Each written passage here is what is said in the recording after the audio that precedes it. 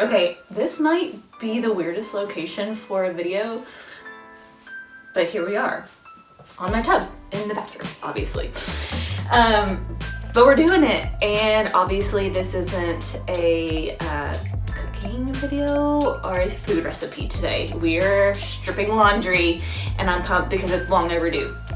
So if you follow me on Instagram, back in March of 2020, you saw that I stripped my laundry. You all loved it. It's blown up, and I really appreciate it. But it is not mine at all. It is the queen herself, Go Clean Co. If you don't follow her already, Sarah from Canada, who owns Go Clean Co. I don't know why that's hard to say. Then what are you doing with your life? At this point, I feel like everyone knows her, and if you don't, you need to follow her. She is incredible, but this is all hers. This is her recipe. This is her idea. This is it. I take no credit. I am just doing it, and a firm believer, huge fangirl, and I'm just showing you how I do it. But this is all hers. So everything on my blog post, I give all her credit. This is all her. We're just doing it, and it's amazing. It's a game changer when it comes to laundry. Super, super easy. But I'm gonna show you how I sort the clothes and kind of some things that I've learned as I've done it. We're gonna do workout clothes today, and you can do those every 3 to 6 months. I should have done it a long time ago, because it's obviously almost been a year and we haven't. So they're ripe and needing some love.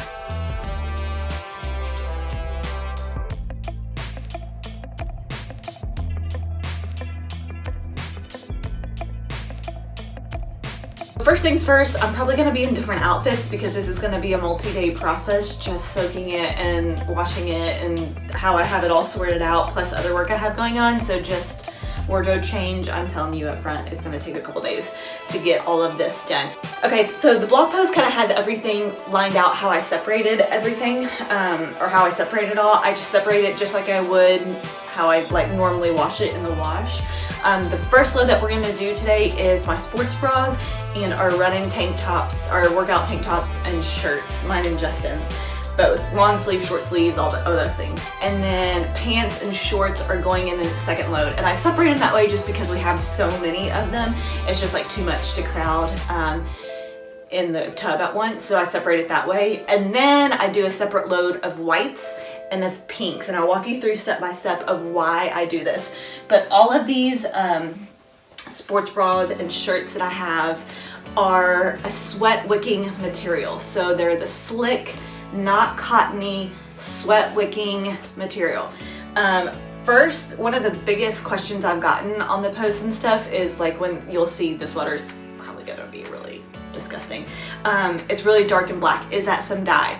More than likely, yes, there is a little bit residual dye from clothing. I have not had any problems, no fading. I take meticulous care of all of my workout clothes, all of our stuff. Never dry it, no fabric softener. But all of these tops are like, this is a Swiftly long sleeve. This is one of Justin's. This is not, this is his old like Under Armour tight tank top. Again, slick, sweat wicking material. This is another, you can tell. So the point of that is, none of these are like a cottony fabric, and I'm saving those. Those are the pinks. I have a ton of pinks and purples tank tops that are not the slick material that I'm gonna do in a separate one.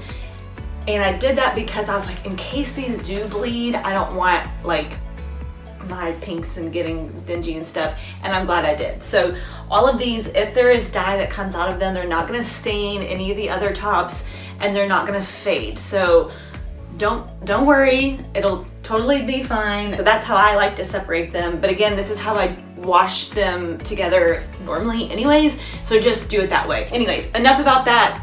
You'll get the gist as the loads go on. First things first, you're gonna fill up your tub with screaming hot water. I'm gonna flip the camera around and walk you through this. 1, 2, 3, go.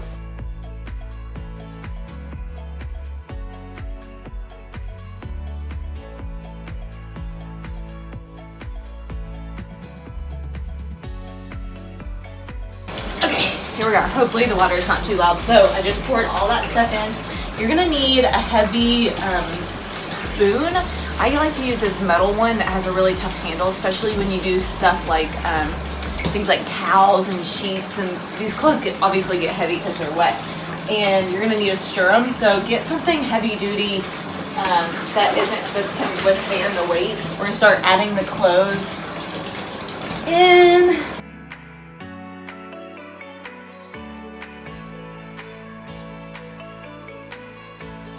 We're gonna soak these for 4 hours, and every hour you're gonna come back in here and stir and move it around. So I'm gonna leave it, come back in an hour, stir it, come back in an hour, stir it.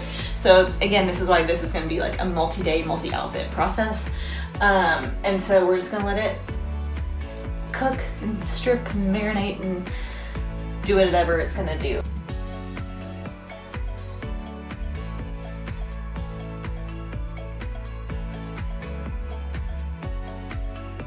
Here we are, back in the bathroom. Time is up. Disgusting. Gross, right?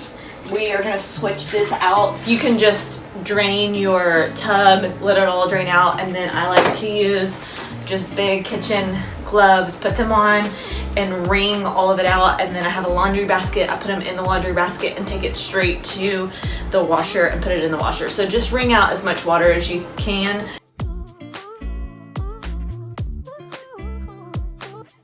Okay, close, washer, turning it on, and we're just doing, well, there we go. A normal, just my normal load. I am doing it on warm, high spin, normal, whatever.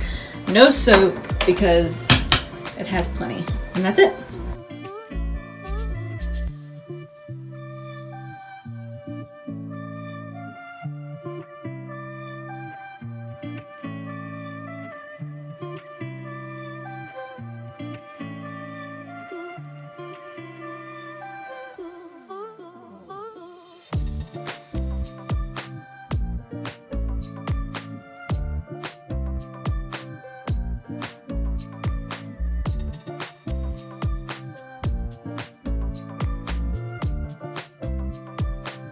Okay, so we are finally done stripping all of the laundry.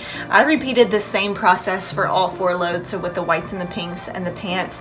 A tub of hot water, a heaping scoop of powdered Tide, 1/4 of a cup of Borax, 1/4 of a cup Arm & Hammer washing soda, and 1/4 a cup of Calgon. I have on the blog post substitutions if you can't find some of these things. Sometimes Calgon's hard to find, or the Arm & Hammer. So if you head on over to the post, I have detailed everything that you can sub out for those things. Soak them for 4 hours, stir them every hour, drain them, wring them out, put them in a washer, run them on a normal cycle with no soap because there's plenty of soap already in there, and then hang dry as normal.